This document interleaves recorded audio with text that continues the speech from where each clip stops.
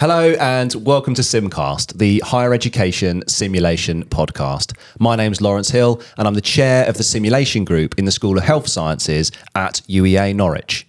Hello everyone, my name's Tony Jeremy and I'm the academic lead for simulation-based education here at UEA Norwich.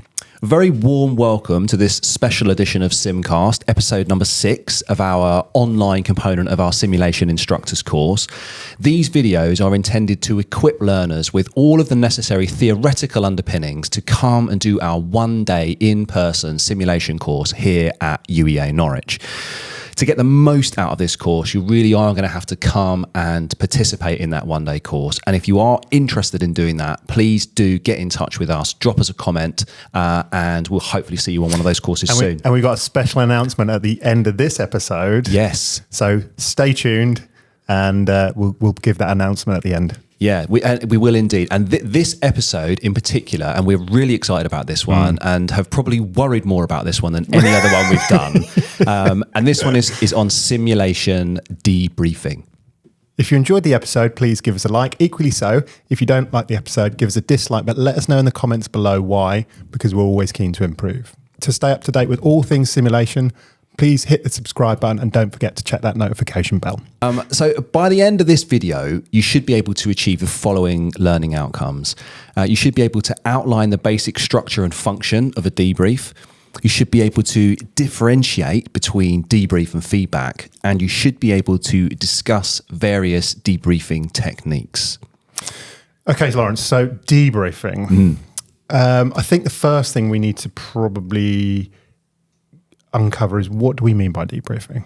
Well, what do we mean by debriefing? Well, what does the literature say? So debriefing is essentially a facilitated discussion. It is an opportunity for learners and facilitators to come together as a group and to reflect on the action phase of simulation that has just taken place. And generally speaking, this happens immediately after the simulation event itself, or the action phase, as you say, and then you go into a period of debriefing, a conversation around the events that have just happened. Yeah, exactly that. So in our previous episode, in special episode 5, we talked about the phases that precede the debrief, the briefing, the simulation phase or the action phase, and then we deliberately stopped before the debrief.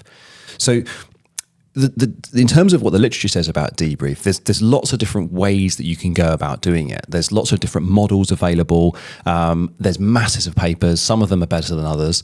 And we're just hoping in this episode to give a kind of overarching view of it and to think about some of the do's and maybe the do-nots of what a debrief is. And generally speaking, there are whilst there are lots of different models available, and they're particularly useful for novice simulation facilitators and instructors, I think as you become a little bit more experienced, you might develop your own approach to debriefing. But generally speaking, a good debrief has kind of the same kind of approach depending on what model you're using. Yeah, exactly that. They have the similar kind of components. There's always at the beginning of a debrief an opportunity to kind of deal with any big feelings and kind of emotional reactions to the simulation that's taken place, and there ought to be some kind of review component of what the intended learning outcomes of the simulation are. So a kind of a recap. A recap, Yeah, like a kind of establishing, a history of what occurred. Yeah. And then normally there's some kind of analytical phase where we go from taking raw experience and translating it into some kind of abstract conceptualization. Unpacking things, trying to make sense of what happened, that kind of thing. Yeah, what does it all mean, what we've done, essentially, in that analysis phase. And then the kind of the third phase is really about lessons learned and how do we take what we've learned from this simulation and apply it in the real world, out there in clinical or in our practice as practitioners, whatever it is we do. So when debriefing in terms of the event itself, that happens after the simulation event, but as a simulation instructor, when are you thinking about debriefing? Yeah, right. So you're thinking about debrief right from the briefing. Okay. So I think personally, because you know what the intended learning outcomes are, and that hopefully is what's going to drive the simulation. But you're continuously juggling, aren't you? You're thinking throughout the course of the action phase, oh, that's interesting. That's an interesting point. I need to try and make a mental note or make a physical note of that. And it's challenging, isn't it? Yeah. Because you might, again, depending on the the faculty roles that you might be playing or other people might be playing.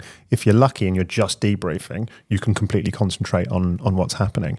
If you're trying to facilitate a debrief with technical components as well, you might be trying to get machines to do certain things, trying to allow the simulation event to unfold the way it should do, and making that mental note or writing something down. I need to come back to that in the debrief for whatever reason. Definitely. And then depending on how long the simulation is and the things that happen in it, there's also an element of prioritization. You know, like how many of these unexpected kind of phenomena that have occurred during the simulation do I want to pick up, and in what order do I want to do them? Have you ever been in a situation where you've thought, oh, that's something really important that I need to tackle in a debrief, and then it never gets discussed and talked about? Oh God, yeah. And you've got to be kind to yourself, right? Yeah. And I think I think that's the other thing we should say about debriefing in general, is that it's actually quite a kind of advanced communication skill. It is, and you have to be really kind to yourself, because you will and I have many times fallen into, you know, poor debriefing practice, and it's a skill that needs to be developed. It's not rocket science. It's not. But it is something of an art form. And I think it needs to be honed and developed, and using debriefing models and to try and avoid sort of becoming that person who gives feedback and not debrief is actually really important. Yeah. We'll come back to that in a moment, the importance between debrief and feedback. So I guess you need to be quite fluid with things. You need to allow the conversation to develop and expand, and you need to be comfortable with things maybe going off on a tangent a little bit, but then being able to steer it back again. Or again, these advanced communication skills that you're talking about. You don't want to rigidly stick to what it is that you want to talk about, because ultimately the learners are going to begin that debrief, hopefully, with their reactions about what's important to them. And, you know, simulation is a really heavily learner-centric pedagogical tool. And if we, just stick to those intended outcomes and continuously try to drive our agenda, we lose some of the power of simulation. So any practical tips for starting a debrief? Well, I always like to start with hearing everyone's voice. Okay. I think, you know, as I sort of started by saying, we need to try and create this kind of community of learning in that debrief. So for me, I want to hear what everyone's got to say. Okay, great. And we'll maybe come back to that when we talk through, you know, that process of debriefing. But we've mentioned feedback and we've mentioned debrief. So I think it's important we try and differentiate them. So what for you is the difference between feedback and debrief? I think feedback is the method of giving a description of performance and whether you've achieved something that a lot of people in clinical practice and education are used to. It tends to be a one-way process. You know, you've got the master and the apprentice approach, and it tends to be the master analysing the apprentice's approach to whatever's been delivered. Whereas for me, debriefing is more about trying to facilitate a reflective conversation and trying to, within reason, because it will always be there, but to try and flatten that hierarchy a little bit. And actually, as the master, if you like, as the simulation instructor, the master of simulation, which sounds terrible, but you know, if you've got the facilitator and the learners, you're curating rather than leading what can be with feedback often positive, negative, or sometimes neutral.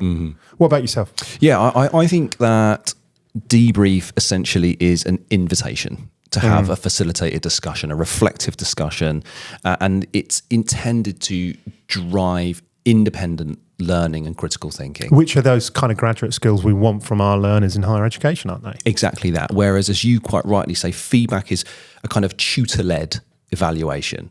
It's essentially an evaluation against kind of prescribed or defined standards or criteria. And it'll be the thing that a lot of people, if they've perhaps learned things in clinical practice, that will be the default go-to. But for a couple of reasons. And I think one of the main reasons is time. It's easier to give feedback quite quickly, but it can be pretty brutal, can't it? It can, yeah. And it's important to say that feedback is a useful tool for improving quality by directing people to what they might need to learn or to know. So it is. So debrief is probably a more indirect way of achieving learning outcomes than feedback is, and as you say, for that reason, it makes feedback so much more time efficient, but not necessarily as profound as a learning experience. And debrief as well, because it is hopefully more non-judgmental than what perhaps feedback would be. Mm-hmm.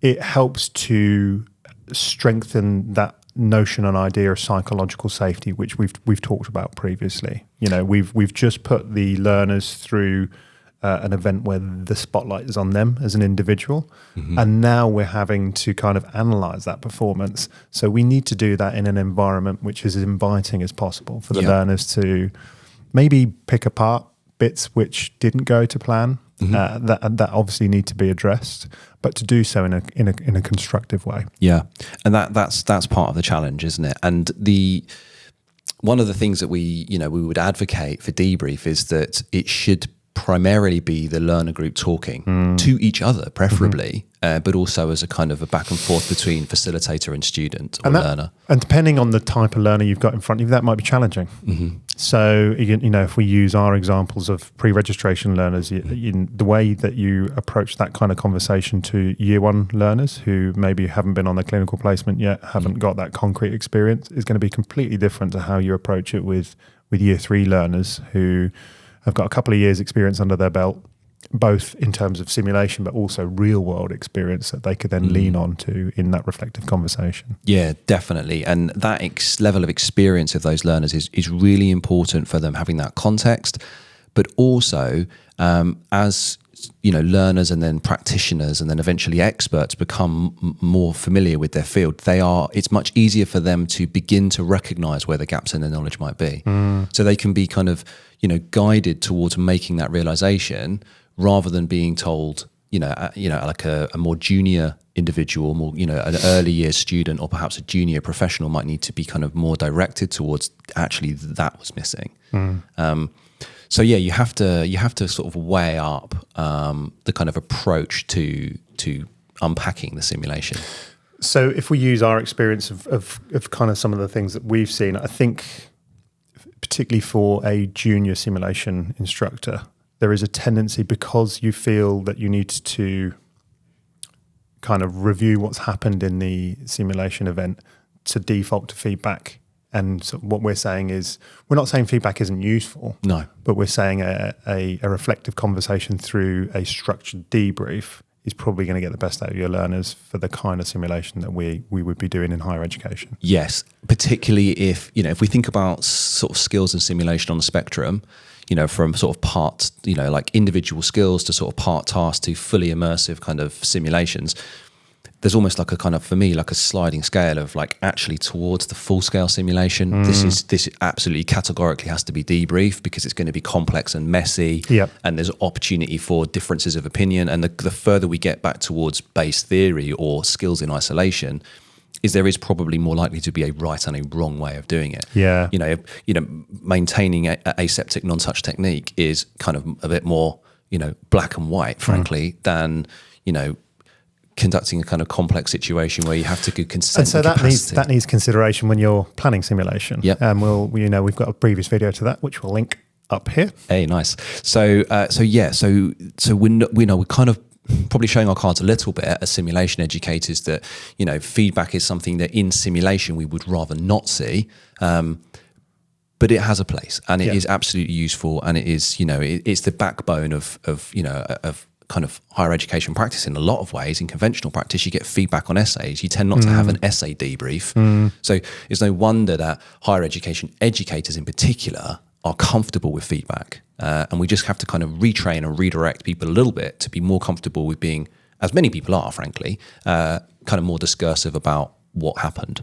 Okay, so let's talk about the practicalities of a simulation instructor curating that debrief, facilitating that conversation. So for me, we've talked already about the fact that you're going to be gathering data during the simulation event itself. Obviously, if you've got really good learning outcomes, some of that work is done for you, but because every simulation event is unique, you're going to be picking up things as you go along. There's also some other practicalities, I think. So we would advocate, if you can, debriefing away from the simulation event to clearly differentiate between the simulation event and the debrief spaces, the debrief element of the simulation event. Yeah, to separate those things out spatially so that there's a clear distinction between that was happening then and now we're talking about it over here now. So in an ideal situation, you'd have a separate room, like a debrief space, in a... you know where that's not possible? I just set up a little circle of chairs. Moving away. And, and make it clearly different. And, and I think that helps. I'm sure that helps. There's also some practicalities involved in terms of you might have to reset the room. So what can happen is you start debriefing as you're clearing away. That's less than ideal, but it's real world. It happens from time to time. Yeah. So again, when you're planning simulation, if you've got enough faculty, that might mean that someone can start clearing up while someone else starts leading the debrief. Yeah. But when we're planning for the debrief to start as a simulation instructor, it doesn't always go like that, does it? Because as learners, what happens in your experience when you say, okay, simulation's over, let's move? Immediately people start talking about the simulation. Yeah. Of course they do. They're, I should have done this, I should have done that, or, I wasn't expecting that to happen, or, and... Well, that was terrible. You get those kind of things. God. But you do get those reactions straight away. And I think that it's tough, isn't it? You don't want to try and constrain people. You don't want to try and say to them, look, can you stop talking? Because we need to debrief this. But that's actually why having a separate space, so you can kind of interject and go, okay, everyone, let's just move over. That's a really interesting thought. Could you just hold that a second until everyone else can hear what you're going to say? Yeah. Because actually that's gold. That initial reaction is absolute dynamite in terms of impact on learning. Because from those initial reactions, and we're kind of transitioning here into the sort of debrief model, those initial reactions are so important to establish how learners are feeling. Yeah. What do you do at the beginning of a debrief? Once you've moved from the simulation space to the debrief room, how do you open that debrief? So it depends really. In the simulations that I run, there's often a learner who's kind of led the simulation in one way or another. They might have been the first person to begin the simulation. They might have had some support staff, but there'll often be kind of who wants to run this simulation, if you like.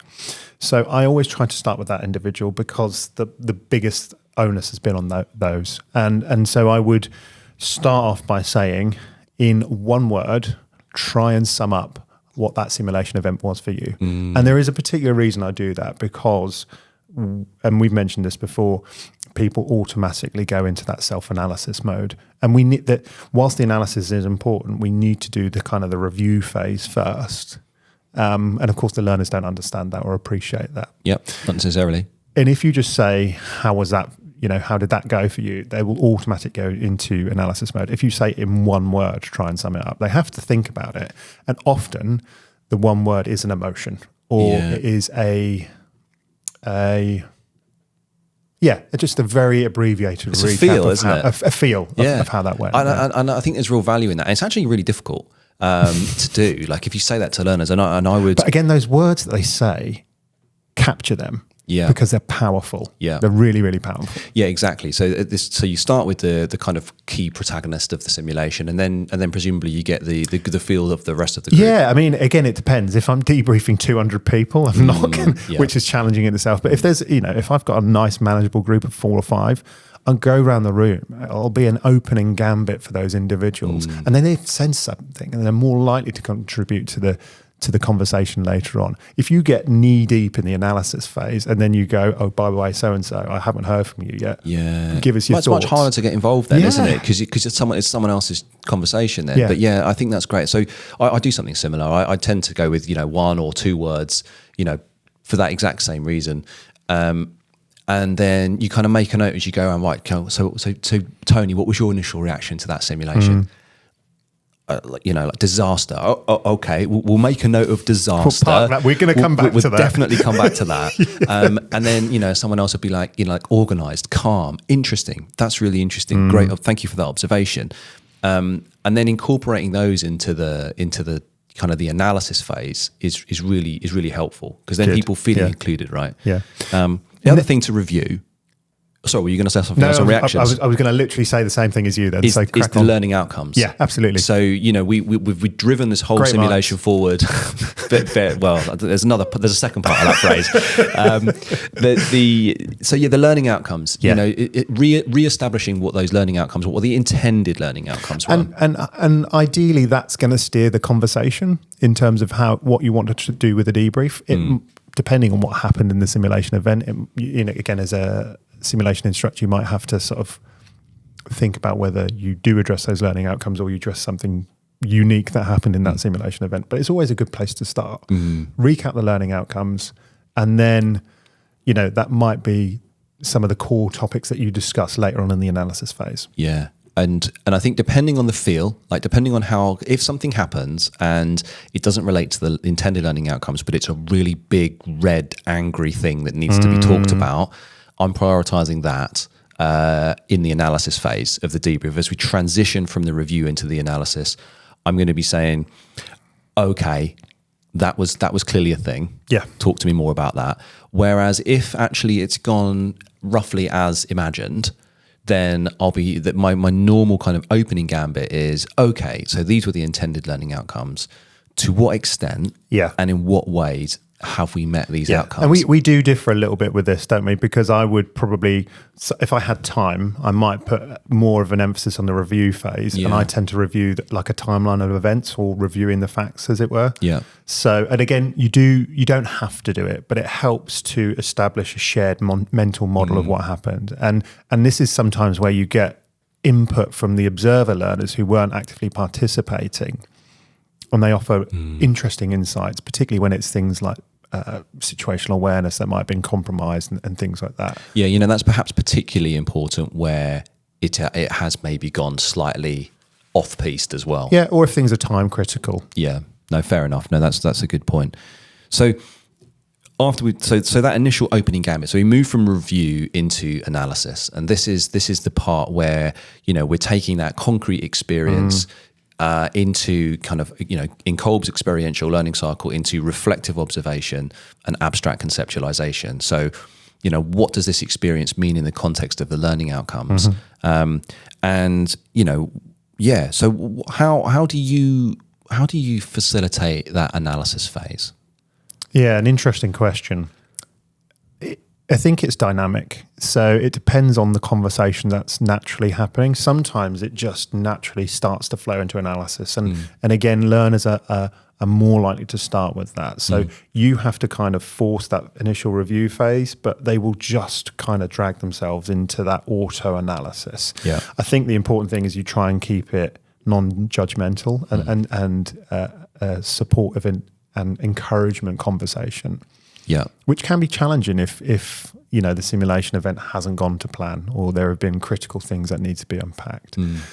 But again, if you've got good learning outcomes, you can always default back to that. I would, where possible, just allow the discussion to unfold, whilst also being conscious of any time frame I might have.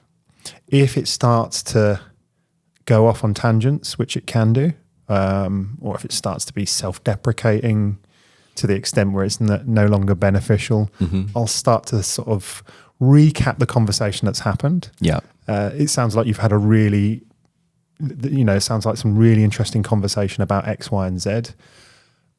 That's great. Thank you for your contributions.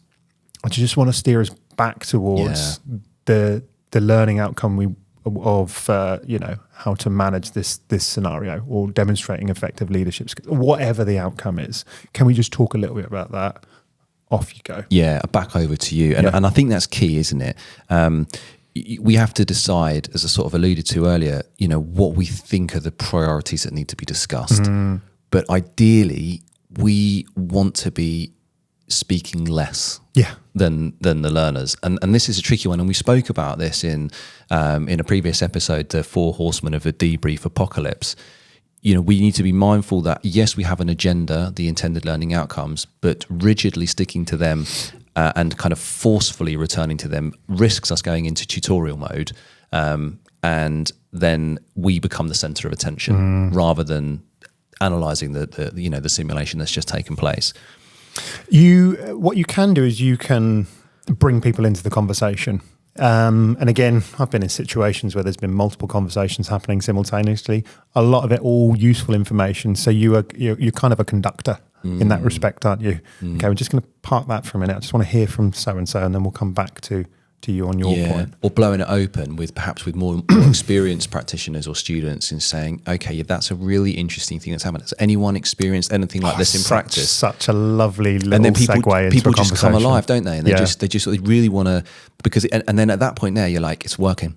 Yeah, it's going. It's that's it. There we go. This is Kolb, in paroxysms of delight at this thought of experiential learning taking place, some kind of curated event being related to practice, and so that's the sweet spot there. And so you mentioned that's really useful when you've got more experienced people, but you can even use that skill with very novice year one people as well. If it's transferable, you can sort of say, what other real world experiences have you got like that as well? So it's a great tool because people love. Have you had an experience in your life or work where you've had to deal with conflict? Yeah. Or where you thought someone maybe wasn't able to make a good decision. And sometimes you might find that those individuals who've otherwise been quite quiet in the discussion can just all of a sudden open up and add these insights, which are really, really powerful. Yeah, because maybe the simulation just took them back to that moment, and they were thinking, God, this is just like that time. And then if you give them the invitation to come in and talk about it, then great. How do you address spicy stuff? Or critical. I mean, I know you love a good discussion. I love it. I when it starts to get warm in the room, you know that you're onto something, but you've got to try and keep the temperature down, and and you've got to keep the light. You want more light than heat, but I think sometimes a little bit of feeling actually is really useful for getting people talking. Yeah. As long as it doesn't become destructive and problematic. But when it starts to get a bit more, when there's a disagreement, and we ran some simulation for post-registration paramedic students, paramedic learners, a few months ago, and we ran some quite involved simulations, quite serious kind of acute medical emergency stuff, and then at the end we did what we thought was kind of a low intensity kind of decision-making simulation around an older person that had a head injury and was taking a blood thinner, and they were refusing to go to hospital. And the kind of the lead clinician in that simulation was quite strident, and they were like, "No, they lack capacity. They're coming with me. I'm going to take them to hospital." And we opened it out to the debrief, and it just erupted. It really kicked off, didn't it? And it was at that point we became more like referee than facilitator. And it was interesting because it did fire people up quite a lot. But what happened was there was a really useful contrasting conversation around ethical dilemma in that situation, which is something that ChatGPT didn't do so well when we used AI to write simulation scenarios about ethical dilemmas. Yes, but the other thing as well that I think is important is that we shouldn't kid ourselves that all of the learning takes place in the simulation event, the briefing, the action, and the debrief. That actually, if we do something which is powerful and it pricks the consciousness and it is profound in some way, people are going to think about it later, and they're going to reflect on it. So your role is to sometimes be a referee, to try and stop the name calling, to allow the conversation to be spicy if it needs to be. We want a good, clean discussion. Be academic. And that's what we're promoting. We're promoting critical analysis, aren't we? Which is two sides of an argument. Yeah, it just has to be done so in a respectful manner, not gloves off kind of way. No. There are some things to try and avoid as well, right? In the analysis phase, and this comes often from having a clear idea about what you think should happen in a simulation. And the phrase that I love to use in this, and it's it's in the literature, is guess what I'm thinking questions.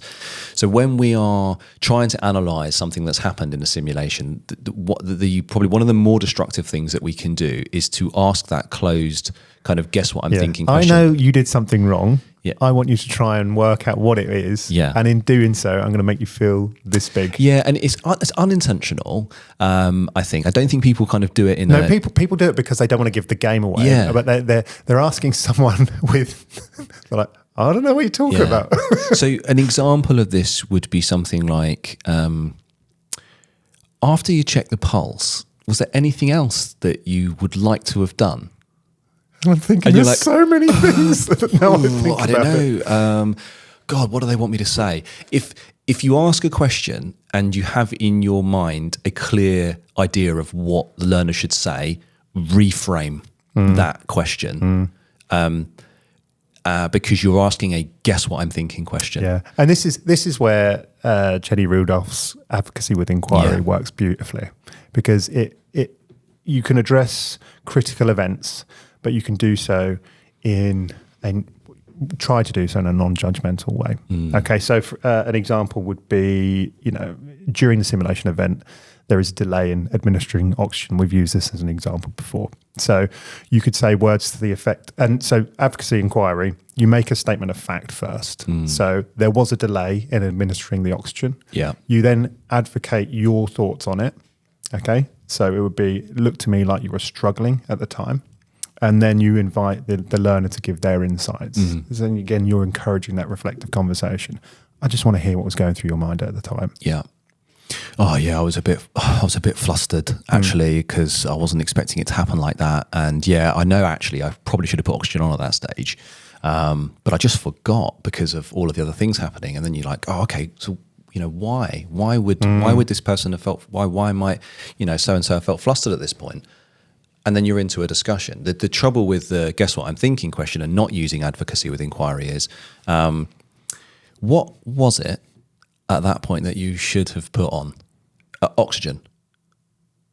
Yes, correct. End of conversation. End of conversation. Or worse still, they're like, blood pressure cuff. I don't know. And then and then you're going, no, guess again. Yeah, guess again. You're wrong again. Yeah. It's not helpful. It's not constructive. It's not reflective. It's not dialogic. It's not debrief. So that's a technique which is great for addressing those critical events that need to be unpacked, and we do have to unpack those, don't we? Because if we do the whole pat on the back, that was a great performance regardless, we go into that groupie mode. We do, and again we're just giving feedback, because actually if we just bigging them up for a job well done. But it also means that if that doesn't get addressed, that might then translate to a safety issue in clinical practice as well. So we have to address them. But I also like to use it as a technique to encourage reflective conversation when good things happen as well. I think it's crucially important.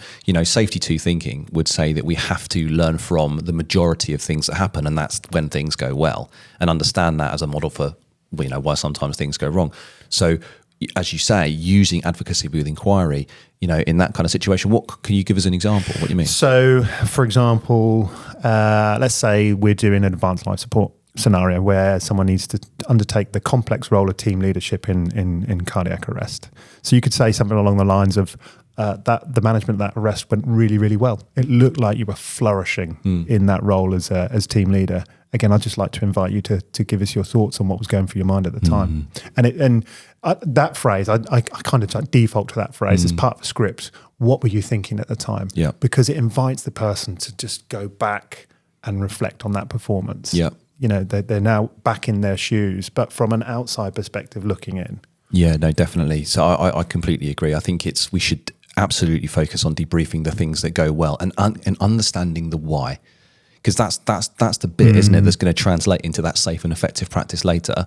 What you don't want is people just to mimic what happens in sim in their practice. You want them to really understand why it went well and why that was good. But yeah, and involving learners in that too. So one of the things that I would like to do in that kind of type situation is, you showed some.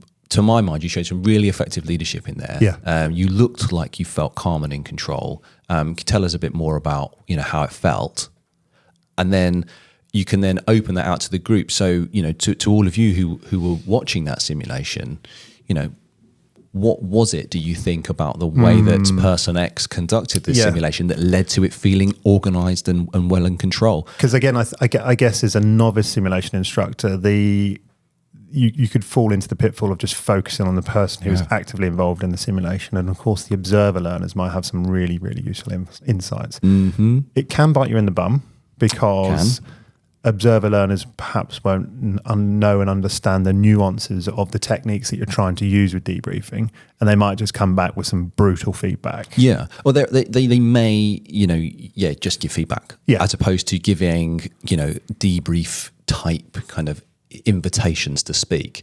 And in those situations, you might think, that's actually a really good piece of feedback. But what I would like to do is reframe that, and you can just say that. Yeah, can I just reframe that as a question, and try and ask that as an open question to encourage further discussion. And I think that's really good. But it can end up going off on a huge tangent. And I think that's really important, that you're making decisions all the time. Like, we've gone down the rabbit hole here. How far should we go? And then how are you going to get back up again? Yeah, because you're going to need to return it to the intended learning outcomes at some point. So how do you manage that when you're down the rabbit hole? You're having a great discussion, but your time is ticking on. I think you get this little internal monologue of going, okay, this is either going completely off on a tangent, or I'm running out of time, and it's that kind of. I think you start as a simulation instructor, you start to go, okay, I'm going to have to interject a bit. And again, it's just using that clinical, that judgment of how the conversation's flowing to just go, okay, just going to stop there. Yeah. We need to move on. Yeah. We're blaming time is great. We're conscious of time here. The discussion is obviously important. We might be able to carry it on in another forum.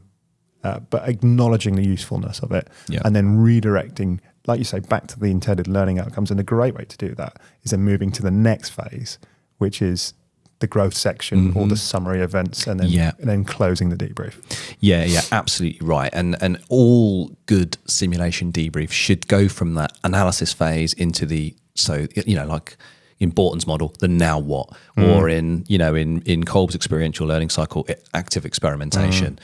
So what I tend to do to sort of get to that point is I'll say something like, would anyone like to kind of suggest how what we've learned in this simulation is going to influence their practice in clinical practice? Yeah, great. Or I'll say, towards the end of that, I'll say, what is your personal outcome from this simulation? What are you going to take away from this? How is it going to shape your practice moving forward? Yeah. And I think that's really important for cementing, to sort of, to cementing it as a learning experience, to kind of bookending it and saying, okay, that's what you're taking away. How does that relate to the intended learning outcomes? It might not relate to the intended learning outcomes that closely. Yeah. And it might be... It might be in the analysis phase you've actually discussed a lot, so you might need to do a little bit of summary. Yeah. So we've talked about X, Y, and Z, all important topics. We've also talked a little bit about this as well, which was quite unique to this experience. And like you say, then just going. I like to go around the room, even if it's what he said. Yeah. Because that inevitably happens by the time you get to sort of person 5 or 6. Yeah. But again, it gives everyone an opportunity to contribute. Yeah. And also, before we kind of bring the simulation event to a close, that final opportunity, perhaps around that sort of time, we're doing the summary just to make sure that no one's got any kind of residual kind of questions or concerns. So, just any kind of final thoughts, any remaining questions. Yeah. No, okay. So then back to the learning outcomes. Back to the learning outcomes. And then close. Thank you very much, everybody. We're bringing the debrief to a close here. Cheers. Yeah. And stop. And then that's it. And then that's your simulation debrief complete. Pretty much. And then depending on what you're doing, it might be on to the next scenario, or then just bringing the session to a close in its entirety. Talking of bringing the session to a close in its entirety. Feels like we've come to a natural conclusion. It does feel time, indeed. So we probably better revisit the learning outcomes. If you we'll just go back and just revisit those very briefly. And they are that hopefully by now you are able to outline the basic structure and function of a debrief, to differentiate between debrief and feedback, and probably understand a little bit about, which is, useful in which situation, and also to discuss debriefing techniques. thanks very much for joining us, and we look forward to seeing you in the next one. But before we go, oh yeah, we have got a little Easter egg. Even I said that, didn't I? I forgot We've got about a little Easter egg, and that is that we appreciate everyone who has listened to the duration of these 6 videos in our simulation instructors course. We would love to get your comments and any kind of feedback that you have for us, or debrief you have for us about these. This course would be greatly appreciated. If you are interested in coming and undertaking our 1-day in-person simulation instructors course at UEA Norwich, then we would like to offer the first 3 people who give us a comment below and express an interest in undertaking this course. We would like to offer you a free place on one of our upcoming simulation instructor courses, and get you on the podcast afterwards and have a bit of a chat about how that was an experience. So thank you again for listening. We hope you've enjoyed the series, and we'll be back with you soon for more simulation-related higher education content. Thanks, Lawrence. Thanks, Lawrence. Thanks, everyone. See you in the next one. This time, for sure. Bye.